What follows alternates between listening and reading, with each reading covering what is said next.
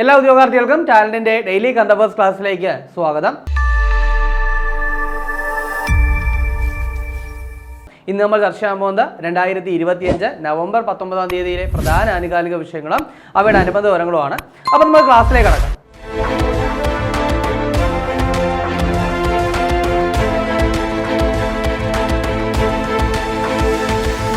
പൊതുവെ PSC പരീക്ഷകളിലെ question paper നോക്കുകയാണെങ്കിൽ നമുക്ക് മനസ്സിലാക്കും ഒരുപാട് ചോദ്യങ്ങൾ ഇപ്പോൾ SCRT മേഖലയിൽ വരാറുണ്ട്. അപ്പോൾ ഈ ഒരു സാഹചര്യത്തിൽ എല്ലാ ടെക്സ്റ്റുകളും എടുത്ത് പഠിക്കുക എന്നുള്ളത് വളരെ ശ്രമകരമായ കാര്യമാണ്. അപ്പോൾ അത് മനസ്സിലാക്കി തന്നെയാണ് ടാലന്റ് അറിവിടം എന്ന് പറയുന്ന പേരിൽ SS-നും സയൻസിനുമായിട്ട് പുസ്തകങ്ങൾ പുറത്തിറക്കിയിരിക്കുന്നത്. അപ്പോൾ ഈ ബുക്കുകൾ നിങ്ങൾക്ക് വളരെയധികം യൂസ്ഫുൾ ആയിരിക്കും. കാരണം എന്ന് പറയുന്നത് ഇതിൽ ചാപ്റ്റർ വൈസ് ആണ് അറേഞ്ച് ചെയ്തിരിക്കുന്നത്. അത് മാത്രമല്ല ടീച്ചർ ടെക്സ്റ്റ് ഫാക്റ്റുകളും ലേണിംഗ് റൂം ഫാക്റ്റുകളും ഒക്കെ ഇൻക്ലൂഡ് ചെയ്തിട്ടുണ്ട്.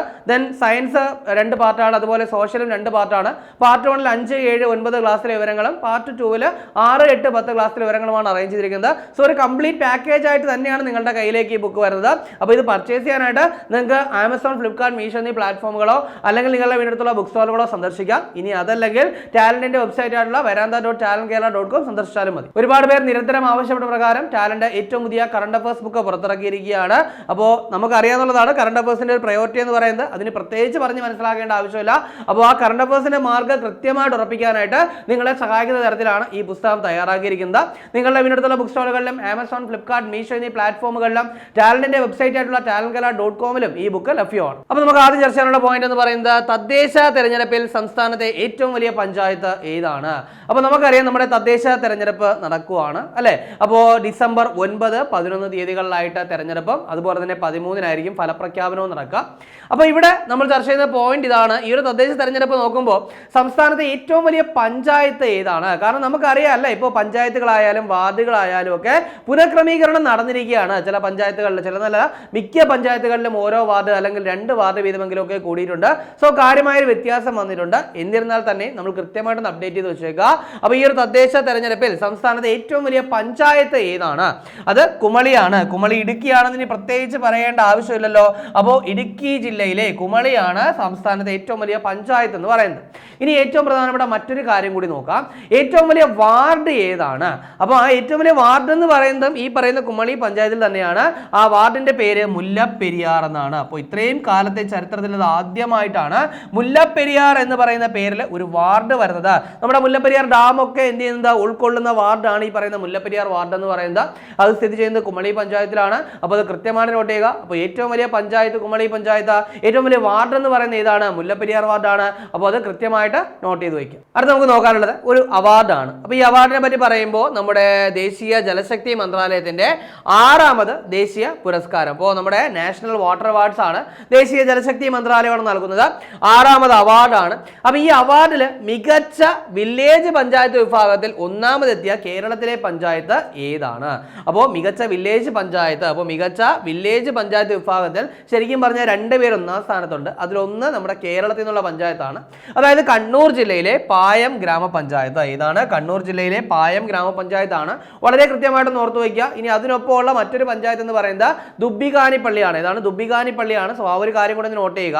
ഇനി മികച്ച സംസ്ഥാനങ്ങളുടെ കാര്യം എടുക്കുകയാണെങ്കിൽ ഏറ്റവും മികച്ച സംസ്ഥാനം എന്ന് പറയുന്നത് മഹാരാഷ്ട്ര. ഇതാണ് മഹാരാഷ്ട്രയാണ് 1ാം സ്ഥാനത്ത് വന്നിരിക്കുന്നത്. ദെൻ എന്തായാലും നമുക്ക് എന്ത് ചെയ്യാം, 2ാം സ്ഥാനം കൂടി നോക്കി വെക്കാം. 2ാം സ്ഥാനം ഗുജറാത്തും അതുപോലെ തന്നെ 3ാം സ്ഥാനം ഹരിയാനയുമാണ്. ഇതാണ് 3ാം സ്ഥാനം ഹരിയാനയുമാണ്. അപ്പോൾ ഇവിടെ പറഞ്ഞത് നാഷണൽ വാട്ടർ അവാർഡ്സ് ആണ്. അപ്പോൾ അതിൽ നമ്മുടെ കേരളത്തിൽ നിന്നുള്ള ഒരു പഞ്ചായത്തിന് അവാർഡ് കിട്ടി. ഏത് കാറ്റഗറി ആണെന്ന് ചോദിച്ചു കഴിഞ്ഞാൽ മികച്ച വില്ലേജ് പഞ്ചായത്ത് വിഭാഗത്തിലാണ്. ശരിക്കും പറഞ്ഞാൽ ആ കാറ്റഗറിയിൽ 2 1ാം സ്ഥാനക്കാരുണ്ട്. ഒന്ന് ദുബ്ബികാനിപ്പള്ളിയാണ്.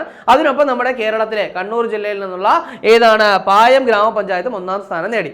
ഇനി സംസ്ഥാനങ്ങളുടെ പട്ടികയിലേക്ക് പോവുകയാണെങ്കിൽ ഏറ്റവും മികച്ച സംസ്ഥാനം ഏതാണെന്ന് ചോദിച്ചു കഴിഞ്ഞാൽ അത് മഹാരാഷ്ട്രയാണ്. 2ാം സ്ഥാനത്ത് ഗുജറാത്തും 3ാം സ്ഥാനത്ത് ഹരിയാനയുമാണ്. അപ്പോൾ ഇത്രയും കൃത്യമായിട്ട് നോട്ട് ചെയ്ത് വയ്ക്കുക. ഇനി അടുത്ത നമുക്ക് നോക്കാനുള്ള പോയിന്റ്, ഹരിത ബസ്സുകൾ മാത്രം ഓടിക്കുന്ന ഇന്ത്യയിലെ ആദ്യത്തെ നഗരമായി മാറുന്നത് ഏത് നഗരമാണ്? അപ്പോൾ എന്താണ്?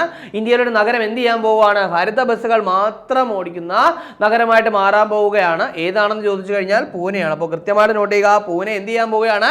ഹരിത ബസ്സുകൾ മാത്രം ഓടിക്കുന്ന ഇന്ത്യയിലെ ആദ്യത്തെ നഗരമായി മാറാൻ പോകുന്നു. ദെൻ മറ്റൊരു പ്രധാനപ്പെട്ട കാര്യം, ഇന്ത്യയിൽ ആദ്യമായിട്ട് പ്ലാസ്റ്റിക് മാലിന്യ ബ്രാൻഡ് ഓഡിറ്റിന് തുടക്കം കുറിച്ചത് ആരാണ്? അപ്പോൾ എന്താണ് പറഞ്ഞത്? ഇന്ത്യയിൽ ആദ്യമായിട്ട് പ്ലാസ്റ്റിക് മാലിന്യ ബ്രാൻഡ് ഓഡിറ്റിന് തുടക്കം കുറിച്ചത് ആരാണ്? അത് പഞ്ചാബ് മലിനീകരണ നിയന്ത്രണ ബോർഡാണ്. അപ്പോൾ പഞ്ചാബ് പൊല്യൂഷൻ കൺട്രോൾ ബോർഡ് എന്ത് ചെയ്യാൻ പോവുകയാണ്?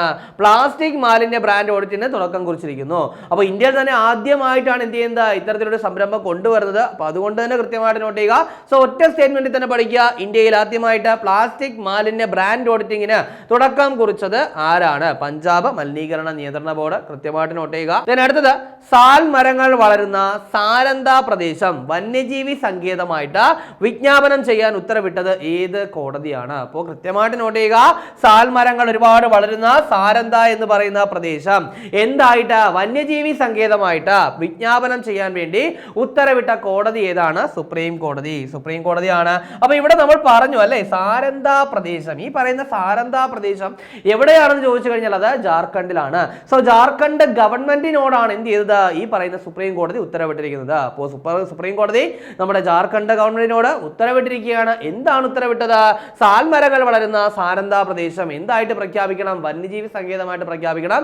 സോ അത് പ്രഖ്യാപിക്കട്ടെ. പ്രഖ്യാപിക്കുന്ന സമയത്ത് നമുക്ക് എന്ത് ചെയ്യാം? ഡീറ്റെയിൽ ആയിട്ട് ഒന്നുകൂടി അത് ചർച്ച ചെയ്യാം. അടുത്ത നമുക്ക് നോക്കാനുള്ളത് GI ടാഗുമായിട്ട് ബന്ധപ്പെട്ട ഒരു കാര്യമാണ്. അതായത് സിക്കിമിലെ ലബ്ച എന്ന് പറയുന്ന വിഭാഗത്തിന്റെ സംഗീത ഉപകരണങ്ങൾക്ക് എന്ത് ചെയ്തിരിക്കുന്നു? GI ടാഗ് കിട്ടിയിരിക്കുന്നു. അപ്പൊ എന്താണ്?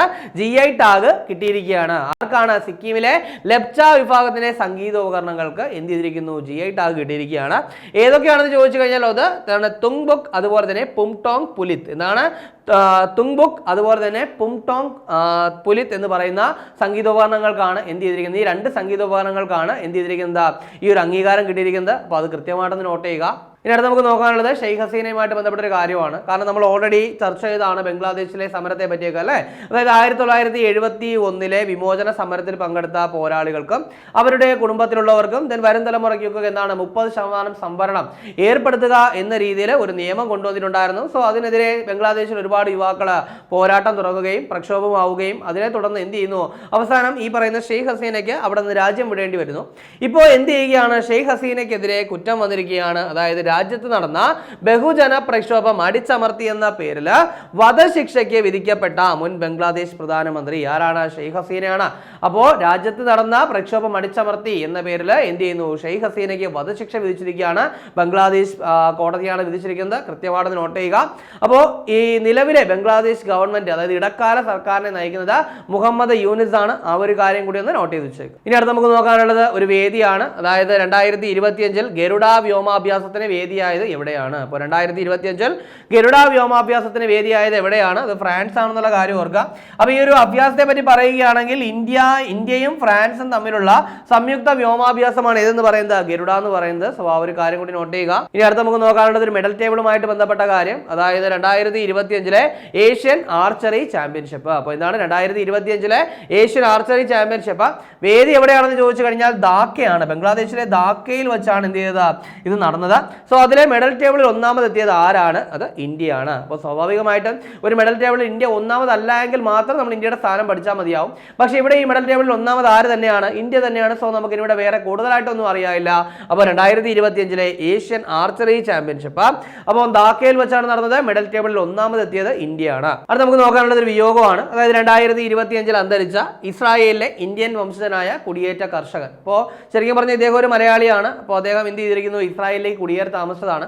അദ്ദേഹത്തിന്റെ പേരെന്ന് പറയുന്നത് എലിയാഹു ബെസലേൽ. എന്താണ്? എലിയാഹു ബെസലേൽ എന്നാണ്. അപ്പോൾ ഇതിന്റെ പേരുടെ പറയാൻ കാരണം എന്ന് പറയുന്നത് 2006 ഇദ്ദേഹത്തിന് പ്രവാസി ഭാരതീയ സമ്മാൻ ലഭിച്ചിട്ടുണ്ടായിരുന്നു. അപ്പോൾ 2006 പ്രവാസി ഭാരതീയ സമ്മാൻ ലഭിച്ച വ്യക്തി കൂടിയാണ് ആരെന്ന് പറയുന്നത്?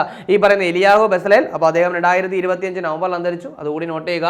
അപ്പോൾ കമ്പനി ബോർഡ് LGS എക്സാം എഴുതുന്നവർക്ക് വേണ്ടിയുള്ള company board LGS rank fail ഇപ്പോൾ മാർക്കറ്റിൽ അവൈലബിൾ ആണ്. പുതിയ SCRT ബേസ് ചെയ്ത മുൻവർഷ ചോദ്യങ്ങളൊക്കെ ഉൾപ്പെടുത്തിയാണ് ഈ റാങ്ക് ഫെയിൽ തയ്യാറാക്കിയിട്ടുള്ളത്. ഇപ്പോൾ നിങ്ങൾ ആമസോൺ നോക്കിക്കഴിഞ്ഞാലും അതിൽ ഏറ്റവും ട്രെൻഡിംഗ് ആയിട്ട് നിൽക്കുന്ന പുസ്തകം എന്ന് പറയുന്നത് ടാലന്റിന്റെ company board LGS rank fail ആണ്. അപ്പോൾ നിങ്ങളുടെ വീടിനടുത്തുള്ള ബുക്ക് സ്റ്റോറുകൾ വഴിയോ അല്ലെങ്കിൽ ആമസോൺ, ഫ്ലിപ്കാർട്ട്, മീഷോ എന്നീ പ്ലാറ്റ്ഫോമുകൾ വഴിയോ ടാലന്റിന്റെ വെബ്സൈറ്റ് ആയിട്ടുള്ള talentcala.com വഴിയോ നിങ്ങൾക്ക് ഈ ബുക്ക് പർച്ചേസ് ചെയ്യാവുന്നതാണ്. അപ്പോൾ ഇനി അങ്ങോട്ട് ഒരുപാട് 10th ലെവൽ എക്സാംസ് വരികയാണ്. പ്രത്യേകിച്ച് വില്ലേജ് ഫീൽഡ് അസിസ്റ്റന്റും അതുപോലെ തന്നെ വെബ്കോ LD പോലുള്ള എക്സാമുകൾ. അപ്പോൾ അത് മാത്രമല്ല 2027 LDCയും വരുന്നുണ്ട്. വരുന്നുണ്ട്. സോ അതിനൊക്കെ വേണ്ടിയിട്ട് നേരത്തെ തന്നെ തയ്യാറെടുപ്പുകൾ ആരംഭിക്കാം. അതിന് നിങ്ങളെ സഹായിക്കാനായിട്ടാണ് ചാനലിന്റെ ഏറ്റവും പുതിയ LDC ബുക്കുകൾ പുറത്തിറക്കിയിട്ടുള്ളത്. 3 വോളിയമായിട്ടാണ് പുറത്തിറക്കിയിരിക്കുന്നത്. മുൻവർഷ ചോദ്യങ്ങളും അതുപോലെ തന്നെ ന്യൂ SCRT ഫാക്ടുകളും ഇൻക്ലൂഡഡ് ആണ്. അപ്പോൾ ഈ പുസ്തകം വായിക്കാനായിട്ട് നിങ്ങളുടെ വീടുള്ള ബുക്ക് സ്റ്റാളുകൾ സന്ദർശിക്കുകയോ അല്ലെങ്കിൽ ചാനലിന്റെ വെബ്സൈറ്റായിട്ടുള്ള വരാന്ത.channel കേരള സന്ദർശിക്കുകയോ ചെയ്യാം. അതല്ലെങ്കിൽ ആമസോൺ, ഫ്ലിപ്കാർട്ട്, മീഷോ എന്നീ പ്ലാറ്റ്ഫോമുകൾ വഴിയും നിങ്ങൾക്ക് പർച്ചേസ് ചെയ്യാവുന്നതാണ്. അപ്പോൾ നമുക്ക് ചർച്ച ചെയ്ത പോയിന്റ് ഒന്നുകൂടി നോക്കാം. ആദ്യം പറഞ്ഞ പോയിന്റ്, തദ്ദേശ തെരഞ്ഞെടുപ്പിൽ സംസ്ഥാനത്തെ ഏറ്റവും വലിയ പഞ്ചായത്ത് ഏതാണെന്ന് പറഞ്ഞു. ഏതാണ്? കുമളിയാണ്. ഏറ്റവും വലിയ വാർഡ് ആണെങ്കിൽ അത് കുമളി പഞ്ചായത്തിലെ മുല്ലപ്പെരിയാറാണ്. ദെൻ അതിനുശേഷം പറഞ്ഞത് ഒരു അവാർഡാണ്. ദേശീയ ജലശക്തി മന്ത്രാലയത്തിന്റെ എത്രാമത്തെ? 6ാമത് ദേശീയ പുരസ്കാരം. അതിൽ മികച്ച വില്ലേജ് പഞ്ചായത്തിനുള്ള കാറ്റഗറിയിൽ 2 പേർ 1ാം സ്ഥാനം. അതിൽ ഒരെണ്ണം നമ്മുടെ കേരളത്തിൽ നിന്നുള്ള പഞ്ചായത്താണ്. ഏതാണെന്ന് ചോദിച്ചു കഴിഞ്ഞാൽ പായം ഗ്രാമപഞ്ചായത്ത്, കണ്ണൂർ ജില്ലയിലാണ്. കൃത്യമായിട്ട് നോട്ട് ചെയ്യുക. ഇനി അതിനുശേഷം പറഞ്ഞ പോയിന്റ് എന്തായിരുന്നു? ഹരിത ബസ്സുകൾ മാത്രം ഓടിക്കുന്ന ഇന്ത്യയിലെ ആദ്യത്തെ നഗരമായി മാറുന്നത് ഏതാണെന്ന് പറഞ്ഞു. പൂനെയാണ്. ദെൻ അതിനുശേഷം പറഞ്ഞത് ഇന്ത്യയിൽ ആദ്യമായിട്ട് പ്ലാസ്റ്റിക് മാലിന്യ ബ്രാൻഡ് ഓഡിറ്റിന് തുടക്കം കുറിച്ചത് ആരാണെന്ന് പറഞ്ഞു. അത് പഞ്ചാബ് മലിനീകരണ നിയന്ത്രണ ബോർഡാണ്. ദെൻ അതിനുശേഷം പറഞ്ഞ പോയിന്റ് ഒരു സുപ്രീം കോടതി വിധിയുമായിട്ട് ബന്ധപ്പെട്ട കാര്യം, അതായത് സാൽ മരങ്ങൾ വളരുന്ന സാരന്ത പ്രദേശം വന്യജീവി സങ്കേതമായിട്ട് വിജ്ഞാപനം ചെയ്യാൻ ഉത്തരവിട്ട കോടതി ഏതാണെന്ന് പറഞ്ഞു. ഏതാണ്? സുപ്രീം കോടതിയാണ്. ദെൻ അതിനുശേഷം GI ടാഗ് ലഭിച്ച 2 ഉൽപ്പന്നങ്ങളെ പറ്റി പറഞ്ഞു. സിക്കിമിലെ സംഗീതോപകരണങ്ങളാണ്. എന്തൊക്കെയായിരുന്നു അതിന്റെ പേരായിട്ട് പറഞ്ഞത്? തുങ്ബുക്, അതുപോലെ തന്നെ പുംടോങ് പുലിത് എന്നീ പറയുന്ന 2 സംഗീതോപകരണങ്ങൾക്ക് എന്ത് ചെയ്തു? GI ടാഗ് ലഭിച്ചു. അത് രണ്ടും സിക്കിമിൽ നിന്നുള്ള സംഗീതോപകരണങ്ങളാണ്. ദെൻ അതിനുശേഷം പറഞ്ഞത് ഷെയ്ഖ് ഹസീനയ്ക്ക് വധശിക്ഷ വിധിച്ച കാര്യം പറഞ്ഞു. എന്തിനായിരുന്നു? രാജ്യത്ത് നടന്ന ബഹുജന പ്രക്ഷോഭം അടിച്ചമർത്തി എന്ന പേരിൽ വധശിക്ഷയ്ക്ക് എന്ത് ചെയ്തു? ഷെയ്ഖ് ഹസീന വിധിക്കപ്പെട്ടു. അപ്പോൾ ഇത് കൃത്യമായിട്ട് നോട്ട് ചെയ്യുക. അതിനുശേഷം പറഞ്ഞ പോയിന്റ് 2025 ഗരുഡ വ്യോമാഭ്യാസത്തിന് വേദിയായത് എവിടെയാണെന്ന് പറഞ്ഞു. അത് ഫ്രാൻസിലാണ്. ഇന്ത്യ ഫ്രാൻസ് സംയുക്ത വ്യോമാഭ്യാസമാണ് ഏതെന്ന് പറയുന്നത്? ഗരുഡ. അതിനുശേഷം പറഞ്ഞത് 2025 ഏഷ്യൻ ആർച്ചറി ചാമ്പ്യൻഷിപ്പ് ആണ്. ധാക്കയിലാണ് നടന്നത്. അപ്പോൾ അതിന്റെ മെഡൽ ടേബിളിൽ 1ാമത് വന്നത് ആരാണെന്ന് പറഞ്ഞു? ഇന്ത്യയാണ്. അതിനുശേഷം ഒരു വിയോഗം പറഞ്ഞു. അതായത് ഇസ്രായേലിലെ ഒരു ഇന്ത്യൻ വംശജനായ കുടിയേറ്റ കർഷകൻ, അദ്ദേഹം മലയാളി കൂടിയാണ്. അദ്ദേഹത്തിന്റെ പേരെന്ന് പറയുന്നത് എലിയാഗോ ബെസലേൽ എന്നാണ്. 2006 അദ്ദേഹത്തിന് പ്രവാസി ഭാരതീയ സമ്മാനമൊക്കെ ലഭിച്ചിട്ടുണ്ടായിരുന്നു. സോ അതുകൂടി ഒന്ന് ഓർത്തു വയ്ക്കുക. ഇനി കഴിഞ്ഞ ക്ലാസ്സുമായി ബന്ധപ്പെട്ട 2 ചോദ്യങ്ങൾ നൽകുകയാണ്. അതിന് ഉത്തരം കൂടി കമന്റ് ചെയ്യുക. ആദ്യത്തെ ചോദ്യം, 2025 നവംബറിൽ യൂണിസെഫ് ഇന്ത്യ സെലിബ്രിറ്റി അഡ്വക്കേറ്റ് ആയിട്ട് നിയമിതയായത് ആരെന്നാണ് ചോദ്യം. കരീന കപൂർ, വിദ്യാ ബാലൻ, ഐശ്വര്യ റായ്, കീർത്തി സുരേഷ്. ശരി ഉത്തരം കമന്റ് ചെയ്യുക. രണ്ടാമത്തെ ചോദ്യം, 37ാമത് ജിമ്മി ജോർജ് ഫൗണ്ടേഷൻ അവാർഡിന് അർഹനായത് ആരെന്നാണ് ചോദ്യം. അപ്പോൾ അബ്ദുള്ള അബൂബക്കർ, എൽദോസ് പോൾ, M ശ്രീശങ്കർ, അഭിലാഷ് ടോമി. ശരി ഉത്തരം കമന്റ് ചെയ്യുക. ഇനി കഴിഞ്ഞ ക്ലാസ് നൽകിയിരുന്ന 2 ചോദ്യങ്ങളുടെ ഉത്തരം കൂടി നോക്കാം. ആദ്യത്തെ ചോദ്യം എന്ന് പറയുന്നത് 2026 IPL സീസൺ മുതൽ സഞ്ജു സാംസൺ ഏത് ടീമിന് വേണ്ടിയാണ് കളിക്കുക എന്നാണ് ചോദ്യം. അപ്പോൾ ചെന്നൈ സൂപ്പർ കിങ്സിന് വേണ്ടിയിട്ടാണ്. അപ്പോൾ നമുക്കറിയാം അദ്ദേഹം രാജസ്ഥാൻ റോയൽസ് താരമായിരുന്നു. പിന്നീട് ട്രേഡിങ്ങിലൂടെ ചെന്നൈ സ്വന്തമാക്കുകയായിരുന്നു. IPL സെഞ്ചുറി നേടിയ ആദ്യ മലയാളി, IPL ഒരു ടീമിനെ നയിച്ച ആദ്യ മലയാളി എന്നൊക്കെ ഉള്ളത് ആരാണ്? സഞ്ജു ആണ്. അത് മാത്രമല്ല അന്താരാഷ്ട്ര T20 ക്രിക്കറ്റിൽ സെഞ്ചുറി നേടിയ ആദ്യ ഇന്ത്യൻ വിക്കറ്റ് കീപ്പർ എന്ന് പറയുന്നതും സഞ്ജു സാംസൺ ആണ്. അതുപോലെ കേരള പുരസ്കാരം നേടിയ ആദ്യ കായിക താരം സഞ്ജു സാംസൺ ആണ്. കേരള ക്രിക്കറ്റ് ലീഗിലെ ഏറ്റവും വിലയേറിയ താരം എന്ന് പറയുന്നത് സഞ്ജു സാംസൺ ആണ്. സോ ഇത്രയും പ്രത്യേകതകൾ, ഒരുപാട് പ്രത്യേകതകളുണ്ട്. അപ്പോൾ അത്രയും കൃത്യമായിട്ട് നോട്ട് ചെയ്യുക. രണ്ടാമത്തെ ചോദ്യം, മേക്കേദാറ്റു ഡാം പ്രോജക്റ്റ് നിലവിൽ വരുന്ന സംസ്ഥാനം ഏതെന്നാണ്. അപ്പോൾ അത് കർണാടകയിലാണെന്നുള്ള കാര്യം ഓർക്കുക. അപ്പോൾ ഇത് കാവേരി നദിയിലാണ് നിലവിൽ വരിക. അപ്പോൾ ഈ ഒരു ഡാമിനെ ചൊല്ലിയിട്ട് ഇപ്പോൾ ഒരുപാട് തർക്കങ്ങളൊക്കെ നിലനിൽക്കുന്നുണ്ട്. തമിഴ്നാടുമായിട്ടാണ് തർക്കം മൊത്തം നിലനിൽക്കുന്നത്. അപ്പോൾ നമ്മൾ ചർച്ച ചെയ്ത പോയിന്റുകളും ചോദ്യങ്ങളും ഉത്തരങ്ങളും ഒക്കെ മനസ്സിലായി വിചാരിക്കുന്നു. വളരെ കാര്യമായിട്ട് നല്ലതുപോലെ തന്നെ ഡെയിലി കണ്ടന്റ് അപ്ഡേറ്റ് ചെയ്ത് പോവുക. നല്ലപോലെ വർക്ക് ചെയ്യുക. എത്രയും പെട്ടെന്ന് ഒരു ജോലി നേടിയെടുക്കുക. 2025 നവംബർ 19-ാം തീയതിയിലെ പ്രധാന ആനുകാലിക വിഷയങ്ങളും അവയുടെ അനുബന്ധ വിവരങ്ങളുമാണ് നമ്മൾ ചർച്ച ചെയ്ത് കഴിഞ്ഞത്. അപ്പോൾ ഈ ചർച്ച ചെയ്ത പോയിന്റുകളൊക്കെ മനസ്സിലായെന്ന് വിചാരിക്കുന്നു. മറ്റൊരു ക്ലാസ്സുമായി നമുക്ക് അടുത്ത ദിവസം കാണാം.